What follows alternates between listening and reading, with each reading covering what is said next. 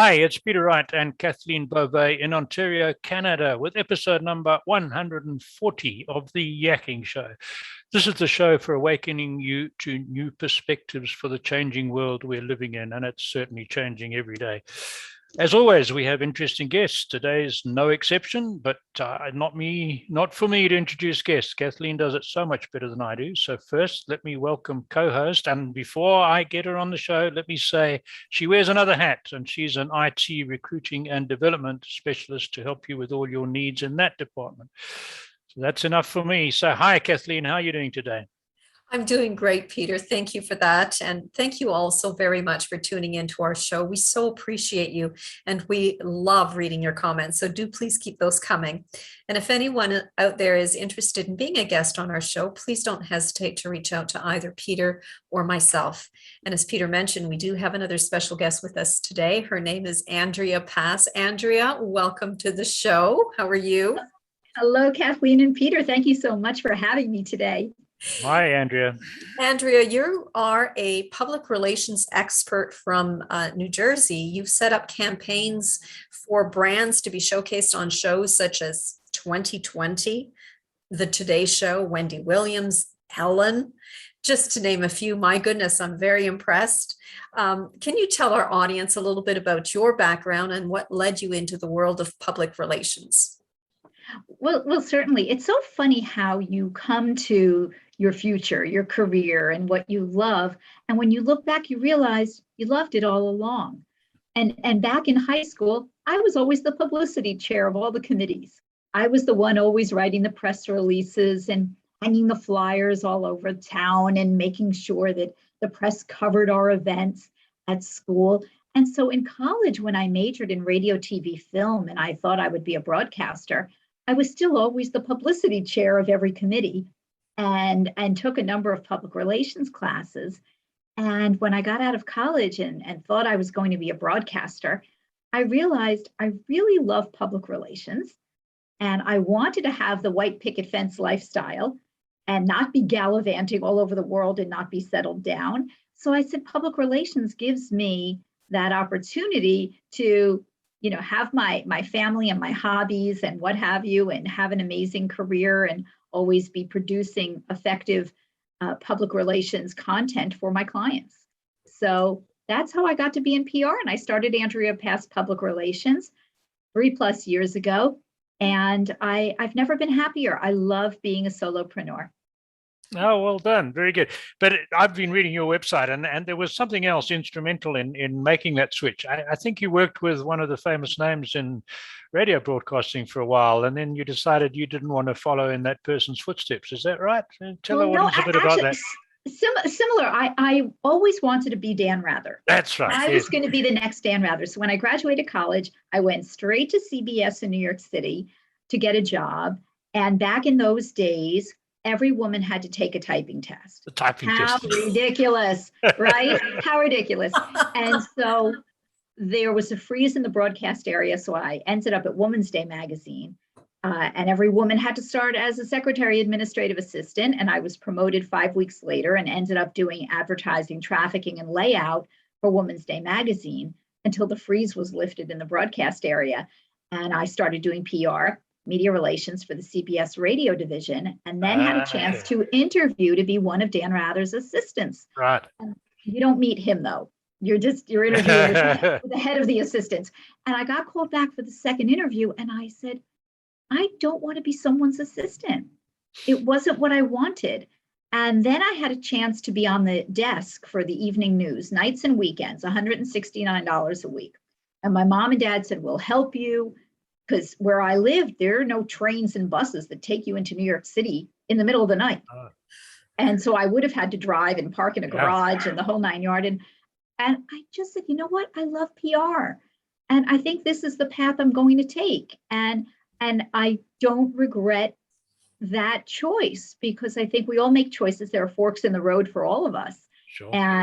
And the fact that I chose public relations has given me an opportunity to meet so many amazing clients and so many amazing people in the media and to have that balance. And I call it life-work balance. To me, life comes before work. Okay, wow, what a story. Very good. Kathleen, back to you.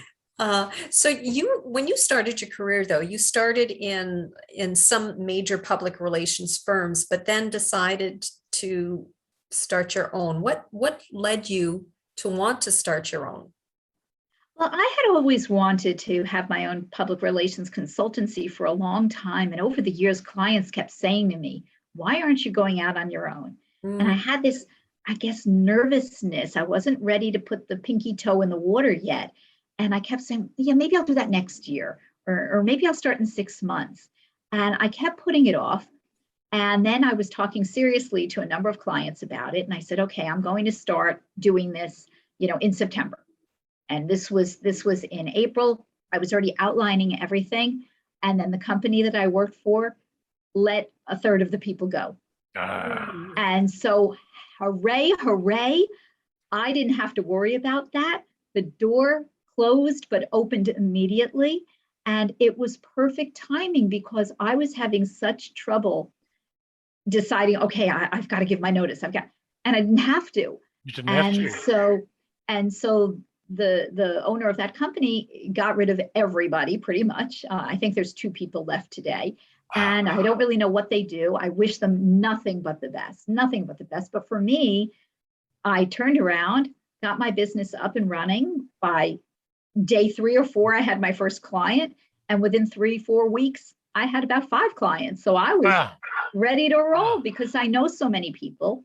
I stay in touch with people. And I'm sure both of you know, it's all about relationships. Absolutely. Absolutely. I just have a follow-up question to that, if I might, Peter. I just carry on. Andrea, I'm curious though, when you start to work with a client, what does that process look like? So if I call you up and say I'm in need of your services, what can I expect from you? Well, the most important thing when you're starting a public relations campaign is that you, as the client, are ready. So you're not ready for a public relations campaign if you don't have a website and you don't have active social media, because the media wants to see information about you. So you have to have an updated website. So whether you are a business that is a service or a product, or you're an author of a fiction or a nonfiction book, you have to have those things prepared before you come to a public relations person. Saying to me, oh, I'm going to do a Kickstarter campaign. You're not getting press on a Kickstarter campaign. You need to have your products ready to go. So you're not going to do PR if no one can purchase your product, if you sell a product, because you don't want someone to go to your site, order it, and you say, okay, I'll have that in 5 months. People want instant, right? We all want instant gratification. And I really take the time to talk to my clients about their goals and their needs and realism. And I think that's where I distinguish myself, is that I won't be a yes person. If you say to me, oh, but I want to be in the Wall Street Journal, and you don't have the right business, and you're not publicly traded, and you're not out there for a long time, you're not going to be chosen to be in any kind of an article in the Wall Street Journal or on the Today Show. You have to realize where you're going with a story. And the turnaround time of those stories, and clients that say, oh, let's start today, and can you get us 15 stories by next Thursday? Well, no, it doesn't work that way. You're dealing with professional journalists, homegrown journalists, different deadlines, and news breaking all the time. So I work with my clients and stay in touch with my clients, and I only take the number of clients that I can handle. So I've had people reach out, and I said, no, I have too many clients right now. I need to be able to be realistic, because I want to breathe and have my other life too. And I want to be able to produce for the client. So if the client doesn't have a story that's producible, I'm very honest in what we need to do and where's the meat in the story. And do you work with clients from all over the world, or predominantly the United States or North America? Most of my clients have been from the US and Canada. Okay. And I'm waiting to hear back from a prospective client overseas. I have represented clients overseas, but my media expertise is in North American media, because it's, we're basically all reading the same things, and we're close to the same time zones. So for me, it works better that way. So, but I will take a client really from anywhere in the world as long as they speak English, because I only speak English. Right.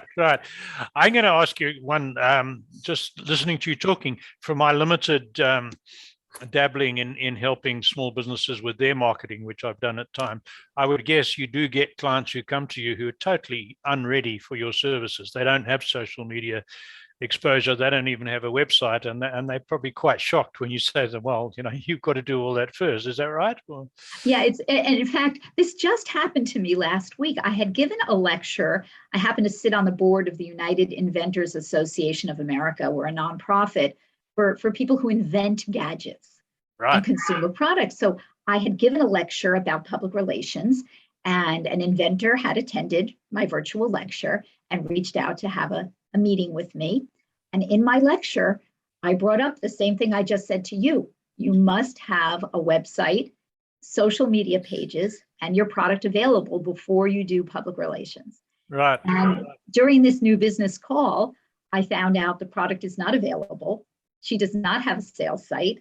And I said, you're not ready. Oh, but I have a great story because the history of XYZ. And I said, but then you're wasting the opportunity. If I book you on a podcast or get someone to write about you, and the audience then can't find you, can't find your products, I said, you've wasted your time and your budget. And then she said, oh, budget?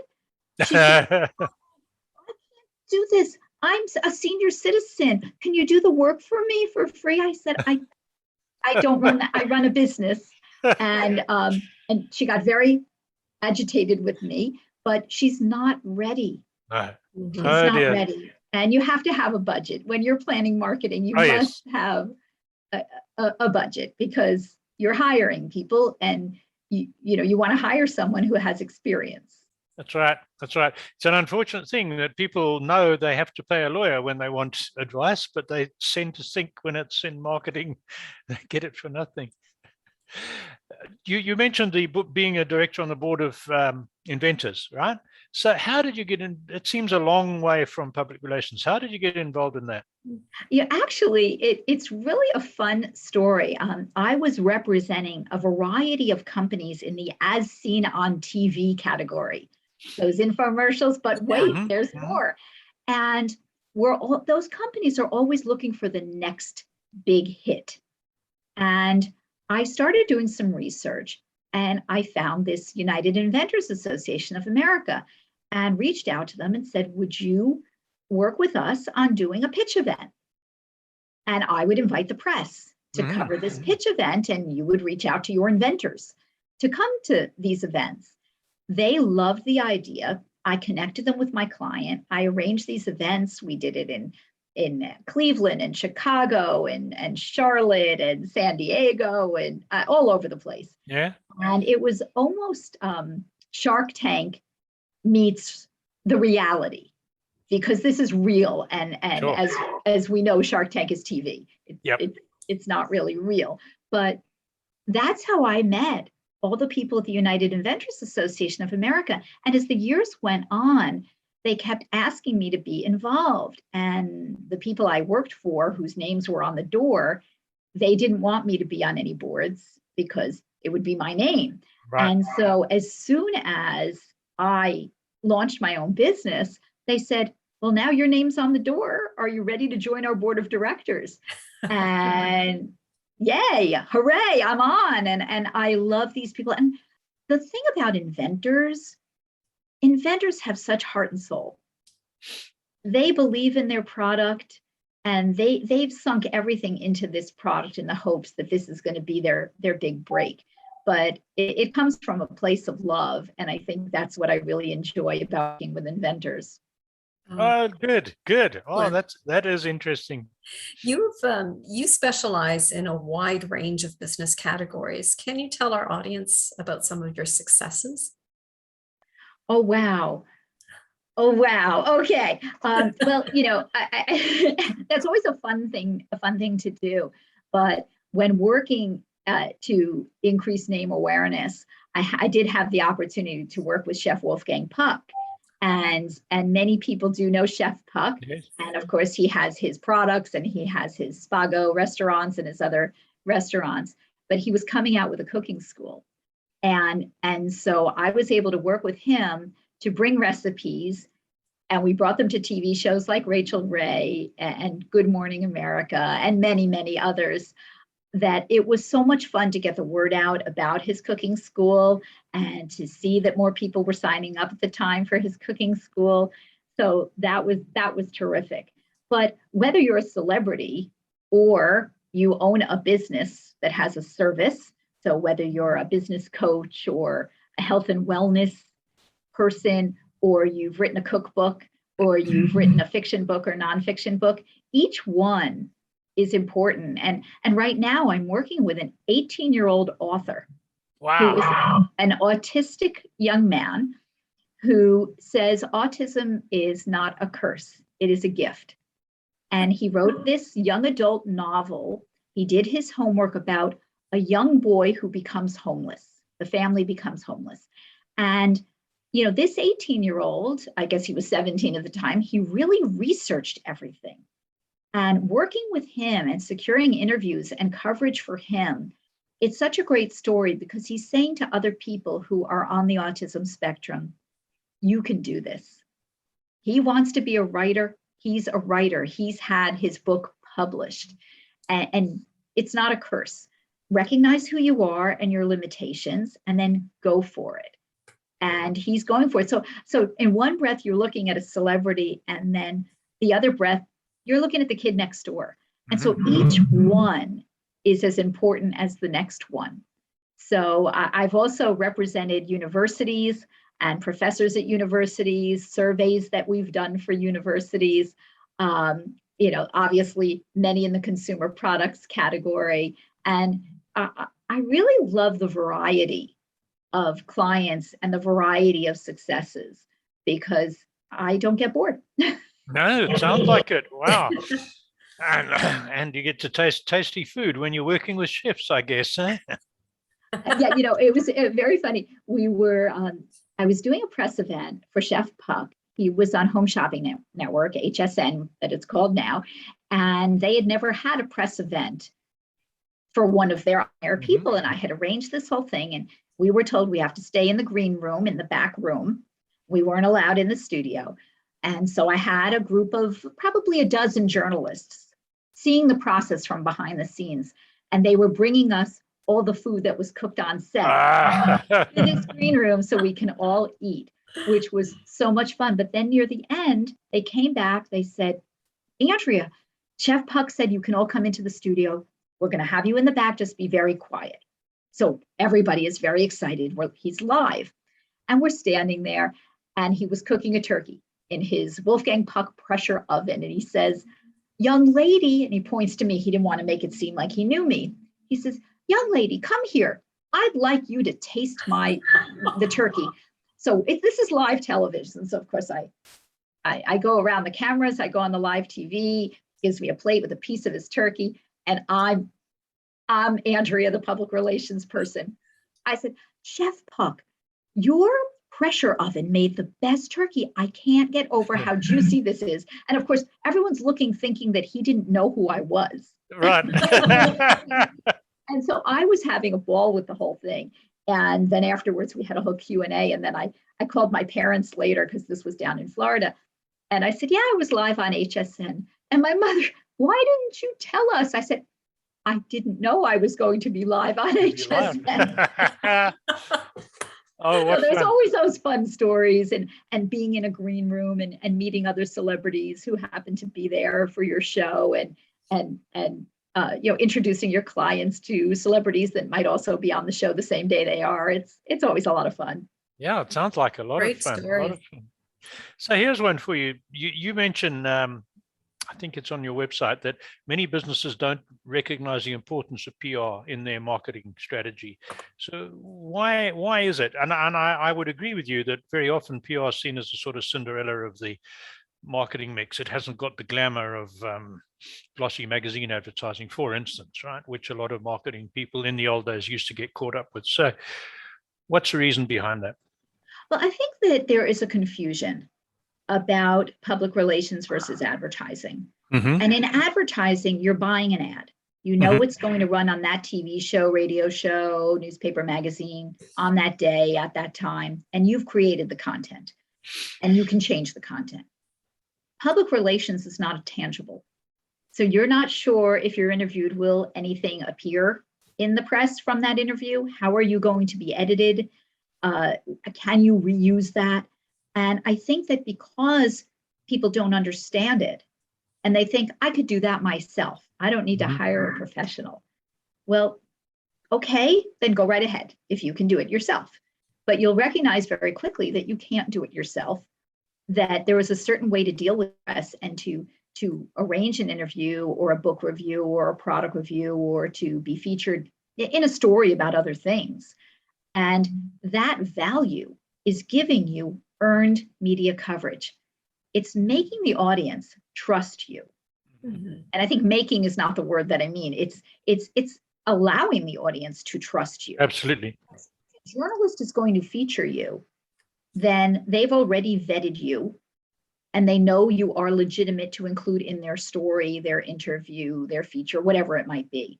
And so public relations gives you that third-party editorial endorsement that is oftentimes evergreen, which means you can put it up on your website, you can feature it in your social media, but you can do it again in 6 weeks, 3 months, 6 months, 9 months, use it again, because if it's not dated content, then why not use it again?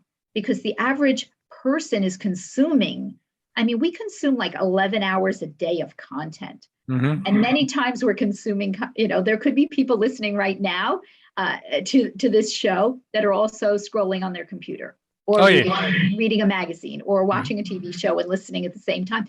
We are the multitasking generation. So PR should be in your marketing mix because that's going to give you a different way to reach an audience. That's going to increase your brand awareness and ultimately drive sales. So public relations is all about press content for the future of your business, book, product, service, nonprofit, etc. Oh, absolutely.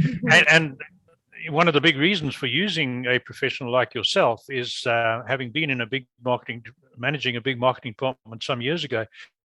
As a marketing manager or brand manager, you haven't got the time to develop all those individual contact relationships, as you were saying earlier, with press all over the country, which you have done, right? So there's another huge advantage. Yeah, interesting. Thanks for that. Andrea, what advice would you give to a young person thinking about a career in public relations?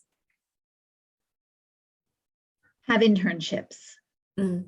Read, watch, listen, absorb. Because there are so many media outlets. So there are so many opportunities to pitch a story to different media outlets. So recognize the media outlets that are appropriate for your client or your audience, but get the practice. It's not by the book. I had an intern years ago. He would come every time to his internship with a book, with his PR book. And finally I said, can you please throw that out? Because public relations is developing relationships with the press. And if you don't have a relationship, finding the right person to pitch that story. And you might never contact that media outlet again. You may never have a client in that category ever again. So you have the right way to tell your message. So you must know how to communicate both verbal communications and written communications. And you need to develop relationships. And you need to accept when someone says no, and then zig and zag and find another media outlet to get your story told. But I think public relations is more about experience than school knowledge or book knowledge, but be on the publicity committee of different things. There you are. Volunteer, do those things, because that's going to help your career if you're going into a public relations career. And remember, you're not always going to be at an agency where you're representing a celebrity. Sure. Right. They're going to listen when you call and you say, hi, this is Andrea with so-and-so celebrity. Oh, their ears perk up. But when I call and I say, hi, this is Andrea with John Doe author, I need to tell more of a story because that author may not be a well-known author. So I say to people starting out in their careers and looking to grow a career in public relations is try lots of different routes, but don't give up. Good advice. Good advice. I got one for you that I like to ask successful people on our show, and reading about you and listening to you and the clients you've dealt with, you've represented, I know that you're in that category of successful. So you've had a lot of experience with different people, different businesses. Would you say there's a single characteristic or habit or an attribute that makes some people, business leaders, more successful, and in a balanced way, not just accumulating wealth, but I'm talking success in a broader term, than the majority who just stay stressed and don't make it? Is there something, a key to this? I don't think I would say necessarily a key, but I think that number one, business people need to learn every day. We don't know it all.